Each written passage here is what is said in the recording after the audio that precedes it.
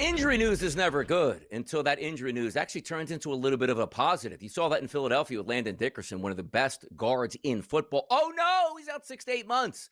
He could be out 6 to 8 weeks. Now he might be out 6 to 8 days at this point, the way they're talking with a quick cleanup of the meniscus. But let's take a look at the Packers here, because you never want to have your quarterback injured and miss any time. Ian Rappaport tweeted yesterday, Packers Jordan Love tore a ligament in his left thumb and had a procedure to repair it. General manager Brian Gutekunst announced. He called it a little procedure. Quote, he shouldn't miss any regular season time after banging on a helmet taking a sack. We see that injury a lot in football, but typically it's the follow-through of the throwing hand that gets you in trouble, where you knock it on a helmet or a face mask or get that hit. Packers feeling fortunate, not going to miss any time, can still get those mental reps in, can still throw the football in practice. He should be ready to go in the regular season. That's a good news injury story for the Packers, Joe. Yeah, I mean, he wasn't limited in practice on Monday this week. So as long as he can throw the ball, this is one of those situations where if we're going to do it, we need to do it now. And, no harm, no foul. I don't think it's going to be detrimental to the Packers or to Jordan Love. He misses, week 2 of the preseason here. I'm sure that he probably might not have been playing an awful lot anyway. So all this means is, Donnie, maybe we see a little more of him in week 3 in that final preseason game. What do we see, Joe? A lot more, shotgun snaps here. And I always like this. When you bang up one of your hands as a quarterback, the handoff sometimes a little bit tricky. Like you have to do that reverse handoff that we've seen so many times. Like, oh, broke my knuckle in the game. I can't hand off with my right hand or my left hand at this point. Maybe he has to do a little bit of that, but we're not anticipating any missed time here for the Packers and Jordan Love. Last year, you take a look at it, or season odds to make it this year, I should say. 3,550.5 yards is his passing number. Should probably get that. 25.5 touchdown passes, meaning 26 to the over would catch that ticket. 30-plus tutties this year, Joe. Plus 185. And the MVP, no shot at 20-1. How you feel about those numbers? Well, listen, those numbers are 20-1. Impressive. Come on. He was another guy, Donnie, and I think, Young in Carolina is another guy. We saw the game in real time slow down for Jordan Love. Remember when we were looking at him to start again going, this is awful. Like, this guy is just, I cannot believe you drove Aaron Rodgers out of town for this. And then all of a sudden, something clicked with him. And all of a sudden, we're going, I mean, look at those numbers. We're talking about a totally different guy. I think Bryce Young, the same thing happened to him last year, where all of a sudden we watched it click. And now I think both those guys moving forward are going to put up some pretty big numbers with really good head coach, offensive-minded head coaches. I think the Packers and Jordan Love are going to be just fine this year. And don't forget, he missed a couple of games last year, right, to start. Wasn't it Malik Willis started in his place? And I think the Packers won both of those games. So the Packers are going to be fine regardless here. But Jordan Love, he's ready for another big year. But the Packers always feel like that overlooked team, if you will. Like, oh, it's always about Detroit. Oh, the fun team is Chicago. Hey, new quarterback in Minnesota. It's like, no, the Packers actually made the playoffs last year. Yeah, they lost to eventual champions. We understand that. And Jordan Love's a pretty good quarterback. But they did fight the Eagles tough in the playoffs. And also, if you remember, in the opening game of the season for the Eagles and the Packers down in Brazil on that Friday night, fought the Eagles as well, right down to the wire. So, fun team to watch. Jordan Love's going to be there. Take a deep breath, exhale. It's going to be okay, Packer fans. Also, the Buffalo Bills fans exhaling here. Why? They got James Cook back in the fold. He did everything right. Didn't slam the team, gets upset at times, shows up to camp, puts his work. But you know what always helps out? When your all-world MVP quarterback gets in front of the microphone and is like, this guy's got to be signed, man. Like, we really need this guy. You know what happens a couple days later? The guy gets signed. 4 years, $48 million. He's happy with the pay. You can give him the football 25 times a game, and away you go into your season. This is how good organizations handle things. Hey, player's not too happy right now. Player shows he's going to come to camp. Player's going to work out hard. Player's going to get paid. Hey, Cincinnati Bengals, Trey Hendrickson, we're looking at you. But the Bengals get their man 4 for 48. Love to see this. Week number 1, they're hitting the ground running, Joe. Yeah, I mean, listen, he was a necessary part, and they're pretty good in the running back spot here, right? That Ty Johnson, Ray Davis, and now Cook. I mean, they are pretty good in the running back spot, but clearly Cook was a difference maker there. And it's not like the Bills had always they were on the fence about paying. The Bills had always maintained they wanted to pay him. They said it throughout the offseason. They said it when camp began. To me, it was just a matter of time before they got there. And now the guy's got, a $45 million deal, $30 million guaranteed. And all of a sudden, I mean, they've locked up Josh Allen, their defensive end Rousseau, their cornerback Benford, Khalil Shakir, locked up now for another 4 years, their linebacker Terrell Bernard, and now James Cook, all locked up for the Buffalo Bills for the foreseeable future. That's pretty impressive. No, it is good, and that's what you're supposed to do. And also understand this, too. Like the Buffalo Bills working in a stadium, which I think they've been in for about 50 years now. Highmark Stadium, used to be old Rich Stadium. I mean, it has a number of name changes over the years. But as you see, moving into that new stadium, which they already have a rich owner anyway, there's never an excuse. But now he sees that more money on the horizon. Let me just take this team over into that new facility. Maybe we win a championship this year, maybe we don't. But let's keep everybody happy. And the goal is to win, which means keeping your best players happy, the guys that are instrumental to your team, which include, as you said, Josh Allen, 6 years, $330 million. There's a lot of investments, but I always love, Joe, like the man that has the ear of the owner at all times is the world-class superstar quarterback. And when he says in front of a microphone, I need this guy, like I need this guy back in camp, that happens. If a quarterback of his ilk stands in front of the microphone and doesn't say that, who knows if it lays out? For me, just from past experience. You go back to 2004. Donovan McNabb didn't say a damn thing about Terrell Owens, and they almost fist-fought each other every day in practice to get his money. You don't have that. Harmony, Joe. That's how you start a season with harmony. Usually good things happen. Yeah, but to be fair, it's not like T.O. didn't say enough for everybody. So there really wasn't any point in saying T.O.'s anything better. because you couldn't get T.O.'s a word in because Terrell Owens never shut up. So a little different story here where Cook just maintained, hey, it's business. And you know what? The business got completed here today. I'm telling you right now, too. Like T.O., I'm being serious. You go Donovan McNabb or Terrell Owens, who was the better Eagle? You might get 50-50 right now that Owens was the better Eagle. The guy played like 18 games for the Eagles. I'm telling you, McNabb in Philadelphia, oil and water, man. It really is. Everybody loves a little buy or sell at times in your life, right? Buy a house, sell a house, buy a car, sell a car. Do what you got to do out here. It's Donnie Rightside and it's Joe Ranier. We're going to focus here in the NFL, and that is the AFC North. Now, you got some really good football teams in there, which do include the Baltimore Ravens. Hey, maybe they could win a Super Bowl this year. The Pittsburgh Steelers. You always know they win football games. Are we going to get full harmony in that Cincinnati Bengals locker room if Trey Hendrickson ever shows up? Then there is the Cleveland Browns, who are probably going to bring up the rear in that division. So, Joe, I'm going to ask you this. Are you ready for a little buy or sell AFC Norris division? Yeah, listen, this is, I think, one of the easier divisions to figure out here, Donnie. There's a few divisions like the AFC North where I don't see any reason at this point to overthink it. I think it's pretty cut and dry who the best team is, and then there's just everybody else at this point. All right, let's hit the locker room here in the Cleveland side of things, because what we saw in week number 1 of the preseason, a lot of people liked Shedeur Sanders. If we're taking a look at the Cleveland Browns depth chart right now for quarterbacks, Joe Flacco, Kenny Pickett, Dillon Gabriel, and Shedeur Sanders. Yes, most people liked what Shedeur did in game number 1. Dillon Gabriel's going to get a chance to show out. So is Kenny Pickett and also Joe Flacco. Understand this. Coaches, general managers, and front office personnel in the NFL will tell you this, Joe.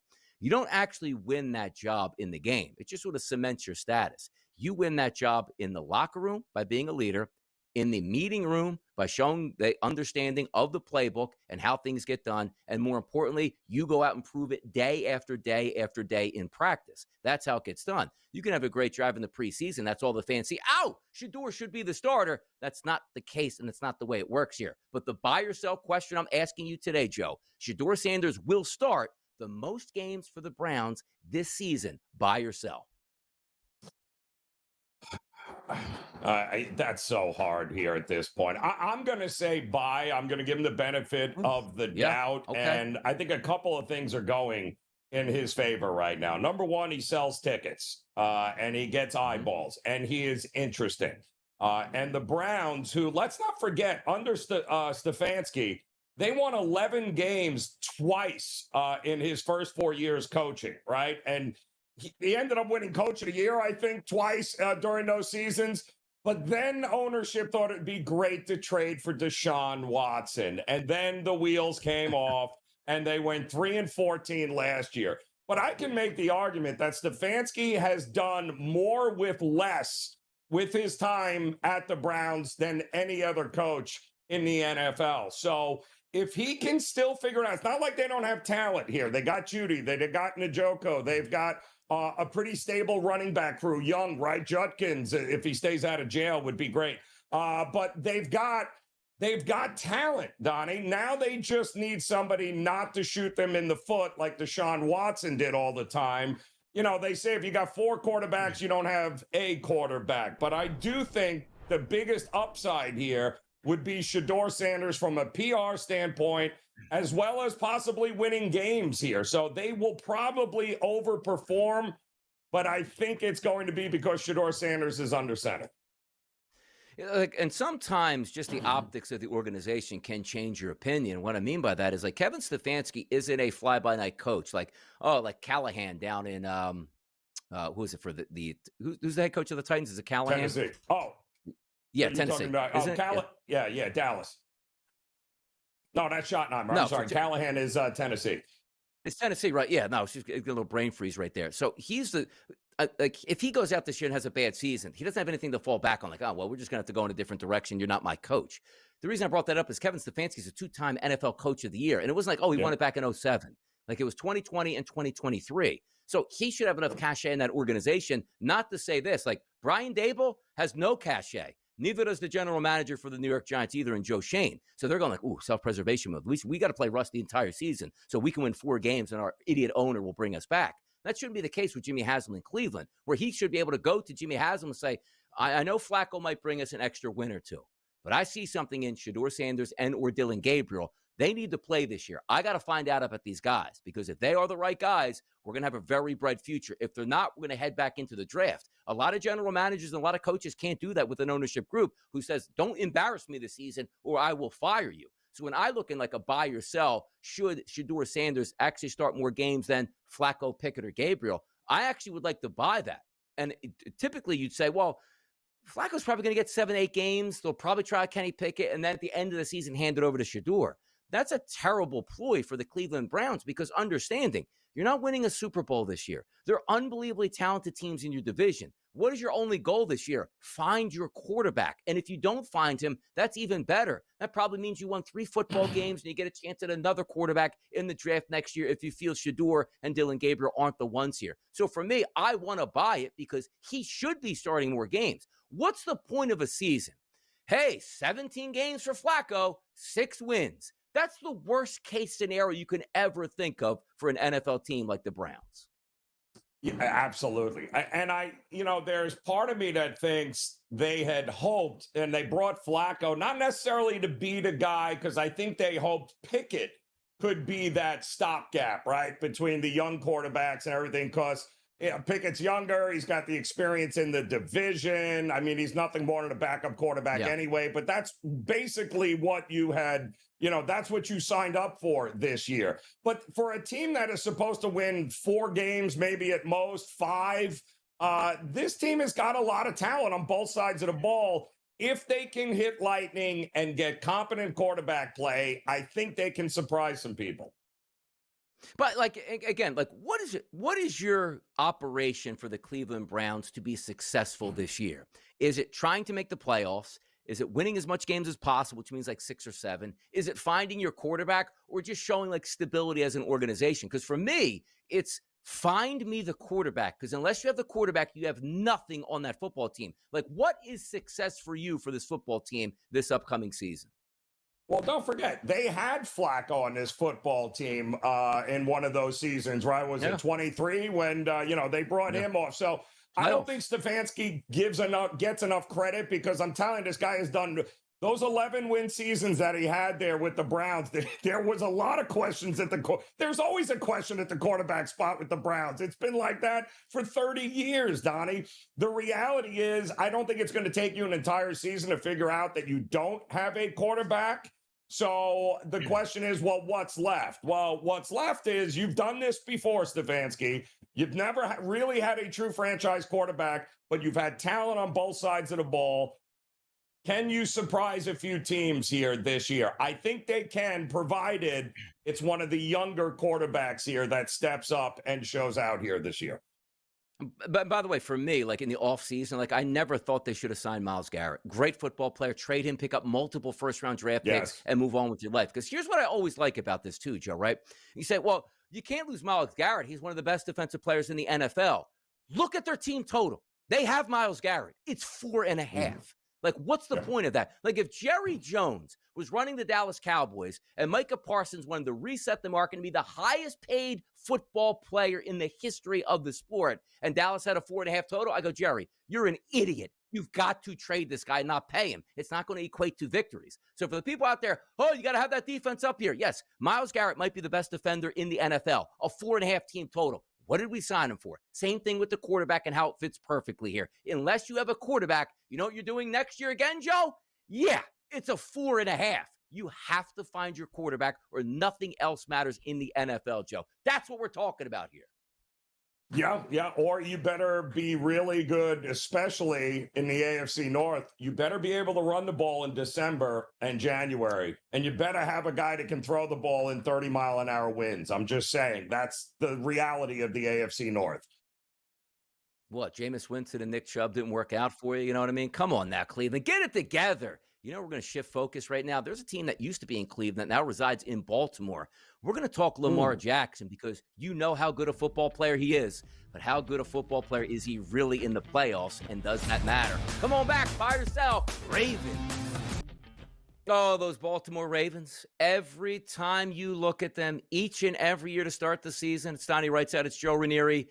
You say to yourself, this team can win a Super Bowl. What's holding them back? Great offensive line, great running game, great quarterback, weapons that you can deal with, solid tight ends, wide receivers that can get open, a defense that can absolutely pulverize opposing teams' quarterback, one of the best defensive backfields in the NFL, the favorites to win the Super Bowl, the favorite for the quarterback to win the MVP. When do we put it all together? Sooner than later is usually what you think that happens. We all fall into this trap, and I've done it multiple years. Let me take them at a good price to start the season and watch them by November be the best team in football, and then say, what just happened in January 15th, January 23rd, and who knows if they can ever even get to February, which means they would be making a Super Bowl. The focus here is on Lamar Jackson, his playoff statistics, 3-5. 13 total touchdowns, 11 turnovers. He does have 2 MVPs, but has never reached a Super Bowl. I couldn't have been more upset with the game plan than I watched them go up against Kansas City and lose for Kansas City to get to yet another Super Bowl. Sometimes I just don't understand it, but the question is valid. The buy or sell, I'm going to ask you right now, Joe. Lamar Jackson will win a Super Bowl in his career. It's not going to be for a lack of talent, Donnie. We know this, but we've got a few guys in this Lamar Jackson category. We could throw Lamar Jackson's name out and put Josh Allen in. There's a few guys that we can do that with. Will they ever win a Super Bowl? Because they've been close. They've been surrounded by the talent. For whatever reason, when it came, push came shove, they can't seem to get past that one guy. Oh, yeah, what's his name? Mahomes. And unfortunately, there were a lot of things that went very well for Baltimore last year, including the fact, Donnie, do you know they were the #1 healthiest team last year? Injuries did not play a big role on that team last year. So I could make the argument the best shot for them last year to win a Super was last year. That was the time for them to be able to make a run, but they couldn't get past Buffalo. And you can, of course, thank their wonderful, long-standing tight end there for that. But the reality is they are going to keep plugging away. They are still the best team in the AFC North. If they stay healthy, the more times you get to that point, Donnie, at some point you think they got to be able to break through. You got to lose before you win. So I'm buying on Lamar eventually winning one, but that window is closing quickly, Donnie. This is another, I think, Super Bowl or bust year for Lamar in Baltimore. It absolutely is. Like, you get those expectations. Like, nobody's like, hey, Justin Herbert hasn't won a Super Bowl. You're like, kid's young, just not ready to win it yet. But Lamar Jackson, year in, year out, is one of the best players in the league, which shows why he's a two-time MVP. And quite frankly, didn't win the MVP last year. Like, it just do like silhouettes of like different players throughout history. What if I told you a quarterback completed 67% of his passes, 4,172 yards, 41 touchdowns, 4 interceptions, a 119 passer rating, and can run for 1,000 yards if he feels like it here. Like, he is the ultimate weapon in the NFL, but something just doesn't click in the playoffs. And quite frankly, it's not always his fault. Yes, you've watched struggles. Yes, you watched him at Kansas City at home throw the dumbest interceptions at the worst time. But also you saw players like Zay Flowers fumble in the goal line when they're trying to get back into that football game. And yes, you understand that.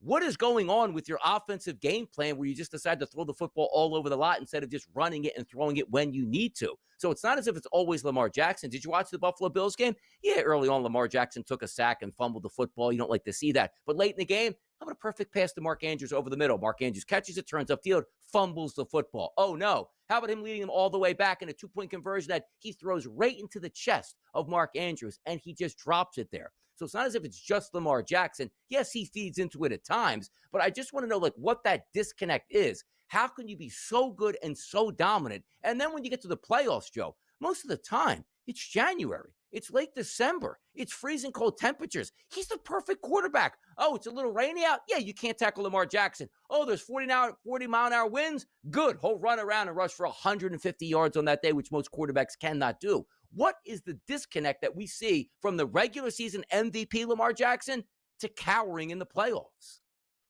Well, I don't necessarily think it's so much Lamar. I think it's a team situation, Donnie. And here's a statistic I'll give you. Since 2020, do you know the Ravens are 23-24 in one-score games? So I'll repeat, wow. 23-24 in one-score games over the last 4 years. The Chiefs are 9-1 in one-score game in playoff games over the last 5 years. You see a difference, Donnie? The problem is when you lose that many close games, you're almost like expecting to lose those games, right? Because they haven't won more of them, which is kind of shocking. So when you have a team whose mentality is, we're probably going to, we don't win these one-score games. And guess what? You don't. Something has got to change. And until we see that change, I don't know that they're ever going to get over the hump. The Chiefs, they know how to win one-score games, Donnie. They know how to win when it matters the most. Lamar and the Ravens are not that team yet. Yeah, because there's been so many times in the playoffs where, like, you expect greatness. Like, remember watching Tom Brady for so many years. Give him the football with 2 minutes to go and watch him just perform absolute magic with ice water in his veins. You've seen Patrick Mahomes do that at times as well. You just can't stop the guy. Oh, you're going to give him 13 seconds to score? Bing, bong, boop. There's a field goal. We're going to end up knocking out the Buffalo Bills, like on the biggest stage, delivering the best performances. And so many times, like we see Lamar Jackson, who does perform well at times in the playoffs, but in big moments, like, what was that throw? Like, what are you doing? You just can't have that. But is this, let me ask you this question, the best Ravens team that we've seen over the past couple years? It looks like start to finish, every position, they got it covered this year, Joe. They do, but they did last year too, and they still managed to lose games against Jacksonville and the Raiders somehow. And they lost a lot of games last year, Donnie, that they should not have lost, and they were a good team, and they were one of the healthiest teams in the league. So they are the best team in the AFC North by far. Does that translate, though, in January? I'll tell you what should translate. 41 touchdowns and 4 interceptions. Like, that's supposed to be a Super Bowl line here for a quarterback in the NFL. Didn't even get him MVP last year. Let's go over to the Cincinnati Bengals. Will they bungle Trey Hendrickson? Come on back. Let's talk about it.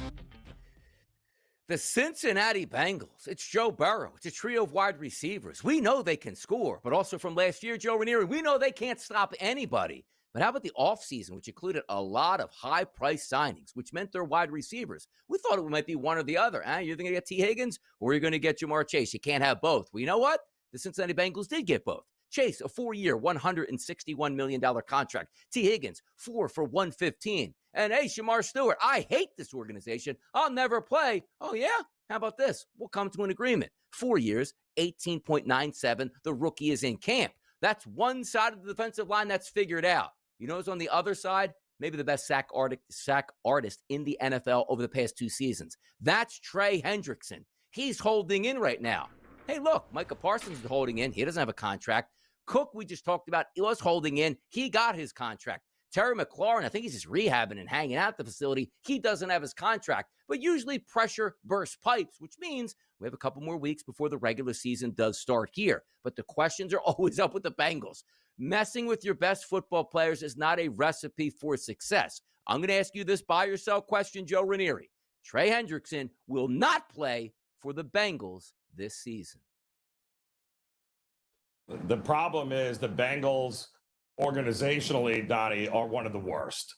This ownership group is just head scratching. It really is. The idea that this guy, you've got enough problems. And one of your biggest problems last year was the defensive side of the ball, which you sacrificed one of the best defensive coordinators in the NFL in Lou Anarumo. You basically threw him under the bus, even though you would continually not sign the players or bring back the players or pay the players on the defensive side of the ball that you should have. So now here we come to an impasse with a guy that is an absolute monster. This guy is a sack machine. He is exactly the kind of guy that you need to anchor a defense with a bunch of young guys that you drafted on that side of the ball. He needs to be there. Like, this is a guy you got to man up and pay. Everybody else paid in the league and reset the market for this position. It's the second most important position behind the quarterback. You've got one of the best, if not the best, at it in the game. And we're still having this conversation heading into week 2 of the preseason. I can't think of anything more Bengals than that, Donnie. So, I would want to fade that, but I would want to sell that. But the reality is it's the Bengals. So part of me has to buy that whole statement. It's fun because, again, look at Trey Hendrickson, and you're so right about Lou Anarumo. 2 to 3 years ago, he was like the hottest commodity on the market as the best defensive coordinator. Why? Because he had some players he could work with. They're making Super Bowl runs. Then you take all his players away. It's like, wow, he stinks. We got to fire him and bring in Al Golden with the same group. It's almost like Bill Belichick. Yeah, he got fired from the Cleveland Browns as a head coach because they couldn't win football games. Oh, well, we went with the Patriots. Look, yeah, Tom Brady was there. Do you see what happened when Tom Brady left? He ended up getting fired because he didn't have great football players to sort of help out his scheme. Same thing with the Bengals on defense. But this one doesn't make sense to me. Because I don't think the Bengals are looking at Trey Hendrickson as a commodity, because this went on all of, hey, go out and get yourself a trade. We knew that was fake because you knew there were going to be 2 to 3 first-round picks coming back for Trey Hendrickson. But also when Trey's gone, every other player, which includes in my division and in my conference, is getting paid at defensive end. I just want what's coming to me. I'm not coming off a knee injury. I'm not coming off a 6-sack performance where I promise I'll be better. Like, I lead the league in sacks over the past 2 years. I'm just looking for a fair deal. I know I'm at the end of my career in the prime where I don't need a 6 to 7 year deal, but just pay me what I'm worth. And like, man, we don't really think you're worth all that much. When this is such a key year where the Bengals should be all in and adding pieces to the defense, they drafted a first-round player to get sacks here. Then you have Trey Hendrickson. You're going to be playing from the lead. You need sack artists on that defense. So buy yourself for me. I think he absolutely plays because no football player, Joe, is going to sit out and miss big paychecks for more than 1 or 2 weeks. It's not going to happen. He might come back and be disgruntled, but he is coming back.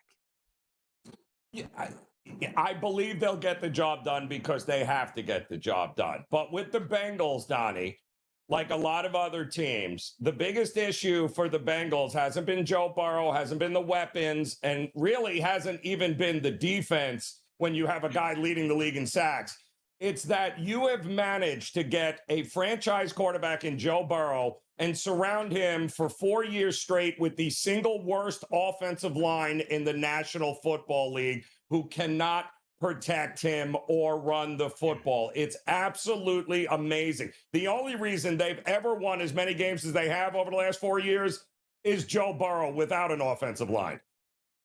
Joe Burrow out there making plays in the pocket, having some good, stepping up to the plate. And he's going to have to throw for a lot of yards this year, and I think he will. Yeah. But that defense needs Trey Hendrickson. Here we go, Steelers. Here we go. Buy or sell next, Steelers edition. Come on back. Hour number 2 is now officially underway right here on the Early Line SportsGrid Network. Joe Ranieri, Donnie Rightside. The topics coming up in this hour for you. We're going to talk some golf. Yeah, we got big doings at the BMW, and Keith Stewart's going to join us in just a little bit. But we are going to continue talking about some NFL, but more importantly, Joe, afternoon Major League Baseball and also night baseball. A nice slate shaping up here for a Wednesday. And once again, the questions will come in. Will the Brewers or the Mariners ever lose another game again? Probably so, Johnny. I think there's a good chance they might lose a game or two moving forward. But the reality is, are they going to have multiple 11-game losing streaks like they've had multiple 11-game or more winning streaks? Yeah, probably not. The Brewers are going absolutely nowhere. And in another week or so, they should get a couple of very young arms back and available to them as well.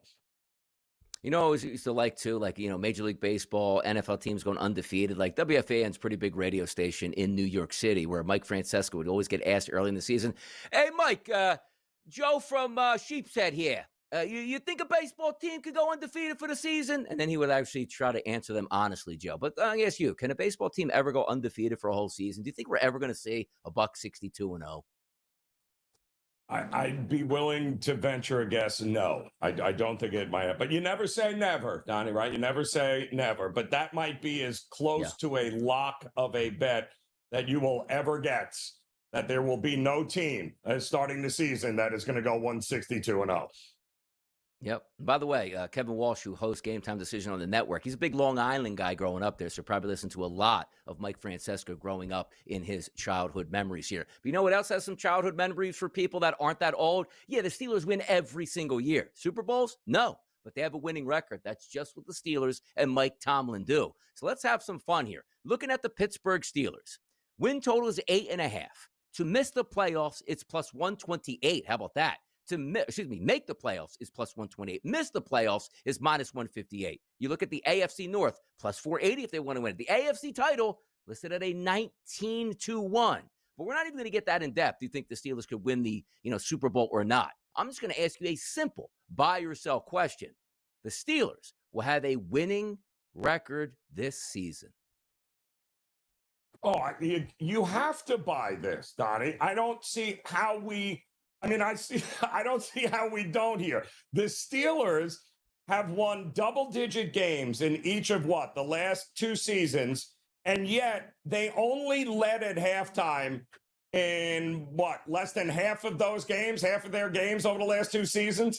I mean, you got to be kidding me. This is a team with smoke and mirrors that somehow is winning double-digit games with no quarterback and horrific offensive production from guys, including an offensive coordinator that is just absolutely head-scratching here. The Steelers won 10 games last year, and they only led at halftime in 5 games. They did the same thing in 2023. How do you win 10 games and you have to come from behind in every one of them in order to be able to get there in more than half of them? I have absolutely no idea how they do it. I don't know if they're burning sage, but they have not been right since Roethlisberger left offensively, and yet they still manage to win games. They have no business winning. So I will buy it. Yes, they will have a winning season, and they will overperform, and the stats will be like, you got to be kidding me. That's the Steelers' way. I'm always going to buy the Steelers winning seasons because that's what history tells us. That's what Mike Tomlin does. And there's enough talent on that football team to do that. But if we look at the components of the football team, the Steelers' calling card for as long as I can remember has always been the defensive footprint here. They're fabulous on the defensive line. They always have active linebackers. They went out and got Jalen Ramsey there from the Miami Dolphins in a trade. Joey Porter Jr. is an up-and-coming decent cornerback, and Darius Slay is one of those veterans that you can just plug and play. Decent secondary, decent linebackers, decent defensive line. It all makes sense. That's a defense that should be able to have enough talent to at least win more football games than you lose and maybe make the playoffs and make a run. But let's focus on the offense. Here's the worry. And if anybody watches, training camp practices or get the recaps, you saw the big bandage and ice come out for Aaron Rodgers on his leg yesterday. It wasn't a calf injury, which you would worry about, or an Achilles injury. He got stepped on, which does happen in football, I understand. I love DK Metcalf to that team. You know what I would love even more? George Pickens on the other side to sort of open things up and have a dynamic offense. Wilson's over there. Austin the third's over there. Okay. Warren's in the backfield. I do think he's a pretty good upgrade from Najee Harris, a little bit more shiftier, speedier, with a chance to explode. But you know what the issue is here? What was always the issue with the New York Jets when Aaron Rodgers came there? Well, we got to try to rebuild this offensive line because we're going to get this old quarterback killed. Now you see like the clips of Aaron Rodgers. Hey, it looks like he needs a wheelchair in the backfield. That's not a good offensive line, and that's the worry. If Aaron Rodgers is upright for 17 games, yes, they're going to win at least 9 games. I really believe that. But that's the question. Can he stay upright? Because I look at that offensive line and say, he's going to get hit a lot this year, Joe, and that's a problem. Well, I mean, listen, but the Steelers approach it, and this is the difference we talked Bengals, right, who can't surround Joe Burrow with a competent offensive line, and yet he still manages to win 10 games. The Steelers, however, understood what the issue was. So what did they do in the first round of the 23 and 24 draft? Yeah, they got offensive tackles, right? So this year, what they're going to have is their offensive line. They're going to have 3 players they drafted in 2024, and then they're going to have a player they drafted in 2023, and then they have 1 veteran lineman to round it out. So they understand that we have to build this offensive line from the scratch. And that's what they spent their draft doing. Go think about it, Donnie. They've actually drafted according to building from the center outwards to protect whoever may be the quarterback. What a novel idea. This is the kind of organization that you want to play for. That is why they overachieve when the stats say they shouldn't. And also understand this, like we're talking about, like the key sometimes to have a winning season, Joe, is starting your season with good vibes, number one. You want to get Cam Hayward back in camp, but Watt got his money. Aaron Rodgers is there. It seems like there is some camaraderie that's taking place, which is what you want to see. But also understand this. Nobody like the Cincinnati Bengals enjoys more than opening the season 0-2, 0-3, 1-1. You want to have a good month of September because that buys you time. So, you know what? Let's start to believe now. Look at our record. We can do this. And the reason I say that is opening night is at the New York Jets. You should get a win just based on the talent alone between yourself and the Jets. Week number 2, it's the Seattle Seahawks. Yeah, it's Sam Darnold. It's a good football team, but where is it at, Joe? It's in your own building. You should win that game. The Patriots game might be a little bit tougher on the road because they're an up-and-coming team, spent some money, new head coach. But theoretically, you're not supposed to get beat down by the New England Patriots. You can win that game. And then week number 4, who knows what we get out of J.J. McCarthy. But also, Joe, that game is at home for the Pittsburgh Steelers before that bye week, which then they come out and take on the Cleveland Browns. So if we just go, all right, win against the Jets, win against Seattle because it's home, give them a loss to the Patriots, give them a win for the Vikings, that's 3-1 at the bye week. And then the Browns at home, you should be 4-1. And if the Steelers start 4-1, Joe, ain't no way in hell they're going to have a losing record at that point. Yes, but it gets progressively harder from them. I think the 9th hardest strength of schedule in the league is what they've got here, which is much different than what they had last year, Donnie, when they were facing the 16th hardest schedule of teams here. They've got not only the gauntlet that is the AFC North teams, but then they've got the Lions, Packers, Chargers, and Bills. They are going to have to figure it out offensively. You can't keep winning games because your defense gets 22 fumbles. You're going to have to win it in offense at some point, Donnie. No, certainly sometimes you have to do that. But the Steelers, they should win more than they lose. It's just what they do.